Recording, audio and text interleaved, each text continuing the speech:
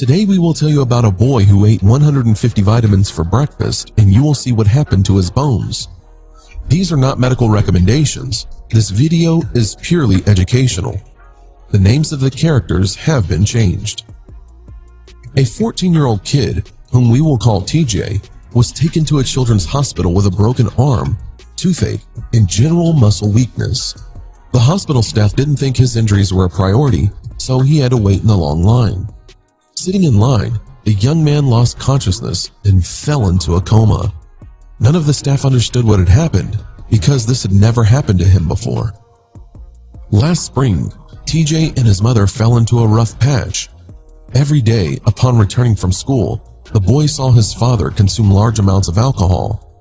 Then one day, his dad went out to get food and never returned. His mother felt so alone and became depressed. So, she decided to radically change their whole life and move to America. Their family was not poor, but they did not know English very well. So there were a lot of things that they misunderstood.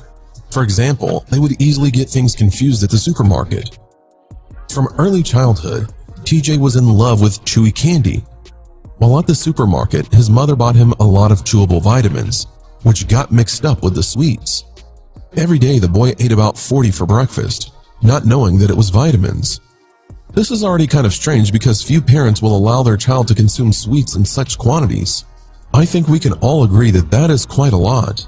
A few days later, the mother noticed that the boy had a swollen abdomen, but didn't pay much attention to it. The fact is that she and her son always joked that consuming American food can quickly make you fat, and she figured that it was from eating burgers and fast food. If the mother had paid attention to this problem right away, instead of writing it off as calorie intake from the food, many of these problems could have been avoided. One morning while sitting in front of the TV, TJ opened another bottle of vitamins. He was distracted by the interesting show on the TV that he didn't notice what he was doing. He ate exactly 150 vitamins. About an hour after this, the boy could not stop urinating. He was also sobbing because he had a terrible toothache, and he said it seemed to him as though he was being squeezed so tightly. The pain began to spread to his throat. When the mother tried to come down the stairs with her son, he slipped, fell, and broke his arm. The ambulance brought him to the emergency room in a state of shock. As we said at the beginning, the doctors thought that the boy had a normal fracture, but when he fell into the coma, the staff was frightened.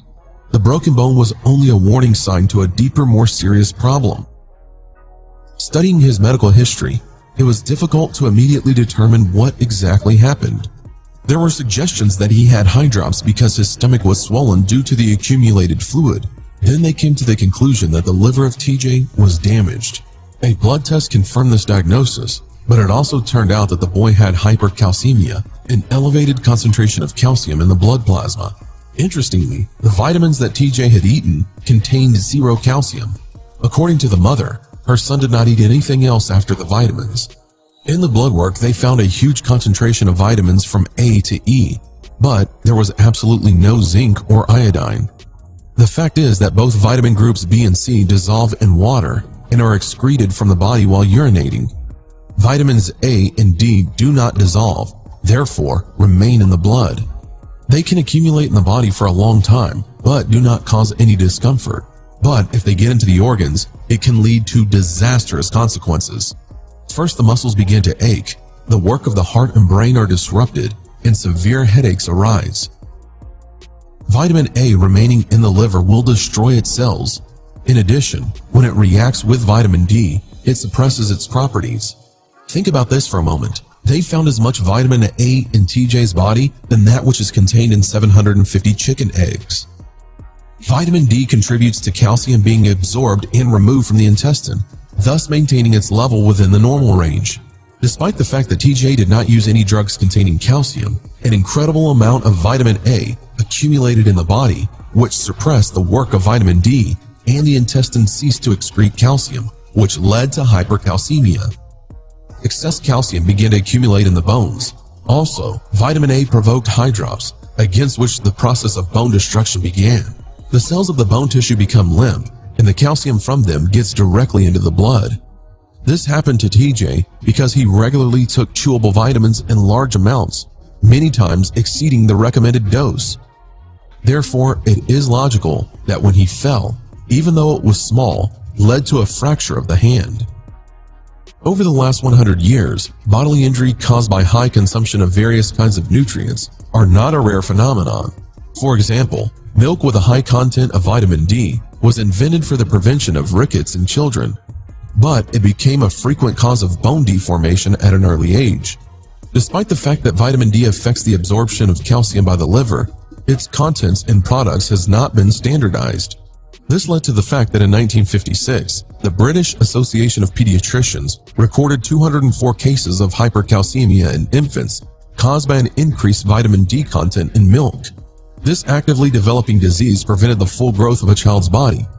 Studies have shown that in Sweden and Norway, vitamin A is consumed on average 6 times more than in Northern Europe. Scientists found that taking vitamin A above the established rate, bone density is on average 10% lower. Consequently, these people are much more likely to get a fracture than those who do not abuse vitamins. In 1957, a researcher decided to stop in Canada on his way to Indonesia. So there were circumstances that his people were forced to eat polar bears. By the end of winter, they had a strange rash on their skin. All of them began to be terribly ill. Scientists have proved that the levels of vitamin A contained in the body of seals and polar bears is critically high for humans. But this discovery was not made until the middle of the 20th century. In Kenya, a skeleton of Homo erectus, an upright human, was found. The estimated age of this discovery is 1.5 million years old. On the bones were large cavities formed as a result of bone destruction. Scientists suggest that it was at this time that the diet of the primitive man changed and that the amount of meat increased. People did not understand what animals could be eaten and which ones will be harmful to them. Consequently, the prehistoric man, whose skeleton was found in Kenya, suffered from the same illness as TJ. Science does not stand still today. People are already fully able to understand what will benefit their body and what will do them harm. But as we see in this example of the boy, cases of intoxication with large doses of vitamins still happen. It is important to know that you can get chronic hypervitaminosis if you consume large amounts of useful foods. It should be remembered that vitamin A is found in vegetables and fruits rich in beta-carotene. You should also be careful with the use of prunes, liver, and fish oil. A lot of vitamin D is found in red caviar, egg yolks, and fatty fish. These products should not be taken too often. Doctors did everything they could. They corrected the bones and warned of the increased risk of new fractures. Hydrops was eliminated with diuretics. There is a possibility that the boy will have to live with chronic hypervitaminosis. In addition, the main organ for removing toxins from the body is his liver, which was damaged. That's the sad consequences of taking conventional chewable vitamins in huge quantities. The story of TJ is a good reminder to us of how important it is to observe the measure in everything that we do, and that any extremes can be a detriment. Before you buy or use anything, it's best to carefully study the instructions. This will help avoid many unnecessary problems.